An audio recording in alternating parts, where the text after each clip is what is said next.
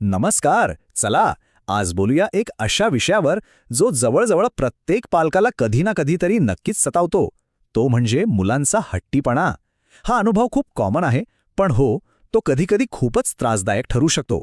तर आज आपण मुलांच्या या हट्टीपणामागची कारणं आणि त्यावरचे काही सोपे उपाय समजून घेणार आहोत. कधी कधी असं वाटतं ना की आपलं मूल अचानक खूपच हट्टीपणा करायला लागलंय, प्रत्येक गोष्टीला नाही म्हणतंय. हा प्रश्न अनेकांना पडतो आणि यात एकटं वाटून घेण्यासारखं खरंच काही नाहीये. बरं, तर या हट्टीपणामागे नक्की काय दडलंय? चला त्याची 5 मुख्य कारणं समजून घेऊया. आणि हो, ही कारणं म्हणजे काहीतरी मोठी समस्या नाहीये. उलट मुलांच्या मनात काय चाललंय हे समजून घ्यायची एक संधी आहे.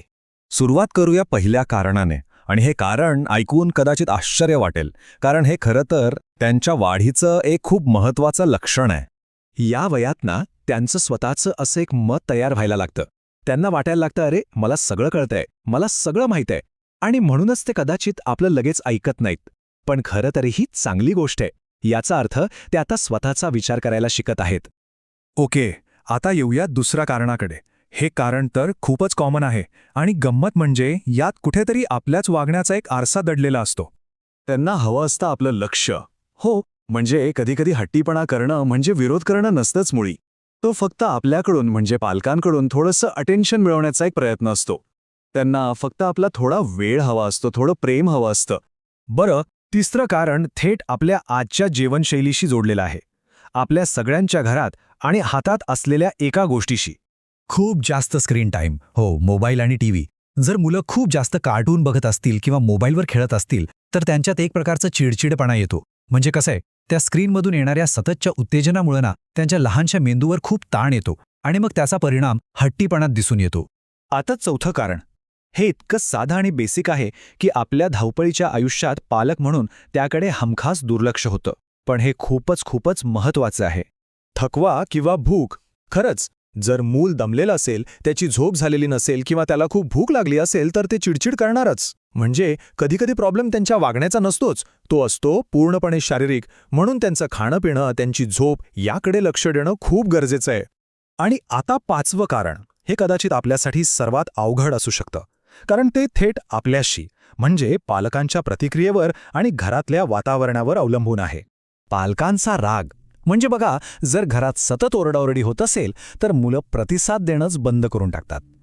ती एक प्रकारची भिंतच तयार करून घेतात.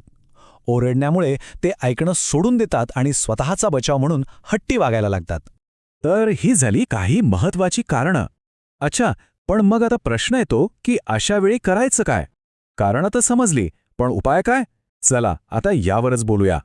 चला तर मग आता बघूया 5 सोपे आणि लगेच अंमलात आणता येतील असे उपाय. सगळ्यात पहिलं, मुलांशी एकदम शांतपणे बोला. आपला आवाज जर शांत असेल तर ते आपलं ऐकण्याची शक्यता खूप वाढते. दुसरं, त्यांना छोटे छोटे निर्णय स्वतः घेऊ द्या. जसं की आज कुठला टी-शर्ट घालशील, याने त्यांना स्वतःच्या आयुष्यावर थोडं नियंत्रण आहे असं वाटतं. तिसरं, जेव्हा ते काहीतरी चांगलं करतात तेव्हा त्यांचं मनापासून कौतुक करा. यामुळे चांगल्या वागण्याला आपोआपच प्रोत्साहन मिळतं. चौथं, मोबाईल आणि टीव्हीचा वेळ ठरवून टाका आणि तो पाळा. स्क्रीन टाईम कमी झाला की चिडचिडेपणा पण कमी होतो. आणि 5वं आणि सगळ्यात महत्त्वाचं, कितीही व्यस्त असलात तरी रोज थोडा वेळ फक्त त्यांच्यासोबत खेळा. याने नातं इतकं घट्ट होतं की त्यांना लक्ष वेधून घ्यायला हट्टीपणा करण्याची गरजच वाटत नाही. आणि आता या सगळ्या उपायांच्या पलीकडची एक सर्वात महत्त्वाची गोष्ट, एक असा विचार जो पालक म्हणून आपला संपूर्ण दृष्टिकोनच बदलू शकतो. हे वाक्य नीट लक्षात ठेवा. मुलं हट्टी नसतात, त्यांना फक्त समजून घेणारे पालक हवे असतात. किती खरं आहे ना हे? आपण जर त्यांच्या दृष्टिकोनातून विचार केला तर अर्धी समस्या तिथेच संपते. ते हट्टी नसतात, ते फक्त त्यांच्या भावना वेगळ्या पद्धतीने व्यक्त करत असतात. तर मग आज आपल्या मुलाला समजून घेण्यासाठी आपण काय करणार आहोत यावर थोडा विचार करूया. कदाचित सुरुवात फक्त 5 मिनिटं त्यांच्यासोबत जास्त खेळण्याने किंवा त्यांचं म्हणणं शांतपणे ऐकून घेण्याने करता येईल.